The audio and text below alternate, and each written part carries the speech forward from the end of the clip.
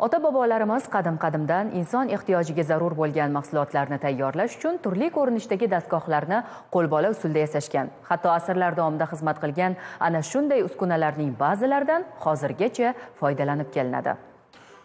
Gap shundaki, Surxondaryo viloyatining Sariosiyo tumanidagi Tog'li Shoqishloq mahallasida istiqomat qiluvchi Davlat ota qadimiy suv tegirmonidan haligacha foydalanadi. Muxbirimiz Sobit Qaynarov ota meros tegirmonning tarixini o'rgandi.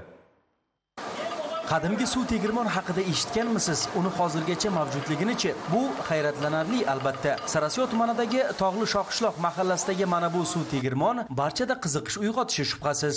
Tabiiy holatda chiqarib beradi. 70 yoshni qarshilagan Davlat ota Tursunov shu tegirmonni bolalikdan ishlatadi. Chunki ota-bobosidan meros. Shu otam 80 yoshda o'tdilar. Bachalagidan shu birga shu tegirmonga ishladim.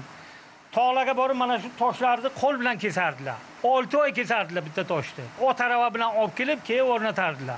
Ariqdan kelayotgan suv tegirmon tagidan o'tib, pastdagi parrakni, suv parragi esa inson qo'li bilan mohirona kesib tayyorlangan, og'irligi qariyb 1 tonna keladigan ulkan toshni aylantiradi.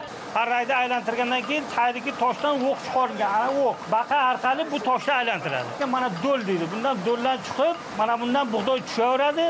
Tushgandan keyin sekin asta-asta baqa un qilib taylaveradi. Noyob tegirmon kichik va ko'rimsiz tuyular, ammo undagi har bir dastgoh, o'rnatilgan yog'ochlar o'tmishdan so'zlaydi. Mana shularni hammasini otamning qo'li tekkan.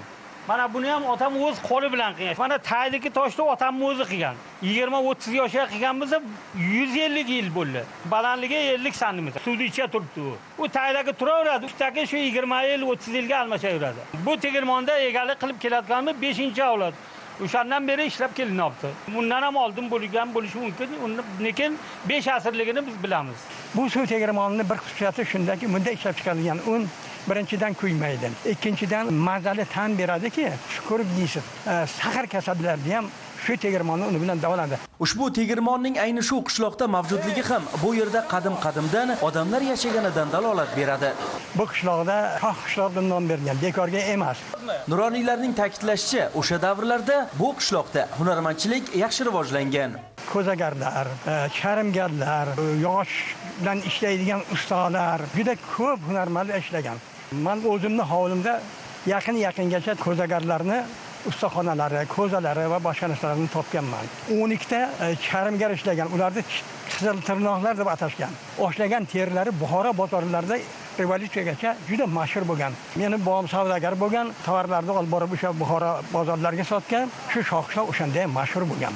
Tegirmonning oldida ulkan chinor daraxti bor. Aytishlaricha bu chinor ekilganiga 600 yildan oshgan. Bu chinorda paydo bo'lganiga 560 yil bo'ldi deganni eshitganman. Shunga agar hisoblaydigan bo'lsam, mana 70 dan oshib qoldim. Bu chinorda paydo bo'lgani 700 yillarga borib qaraladi. Chinorda hozirgi aylanasi 8 metr. 69-yil islomimizga sel kelgan vaqtda buni bir marta kesib olindi bu chinorda boshi. Eng asosiysi tinchlik bo'lsin. Tegirmon oldidagi katta chinor ostida supacha bor va unda qishloq nuroniylari kelishar, Davlat ota bilan suhbat qurishadi. Ular suhbatini tinglasangiz, moziyga sayohat qilgandek bo'lasiz. Tegirmonning paydo bo'lgani 600-700 yil bo'ladigan bo'lsa, nuroniylarning bir maqsadi kelajak avlodga iloji bo'lsa abadiy qoldirishga harakat qilamiz. Shoqishloq, uning tarixi va undagi tegirmon haqida soatlab gapirish mumkin. Eng muhimi, allaqachonlar muzeylarda noyob eksponat sifatida o'rin olgan tegirmon toshlarining bu yerda hali hanuz xizmat qilishi, uni kelajak avlodga bus-butunligicha qoldirish asosiy maqsad. Sobit Qaynarov, Eshquvvat Himmatov, Zamon informatsion tahliliy dasturi uchun Surxondaryodan.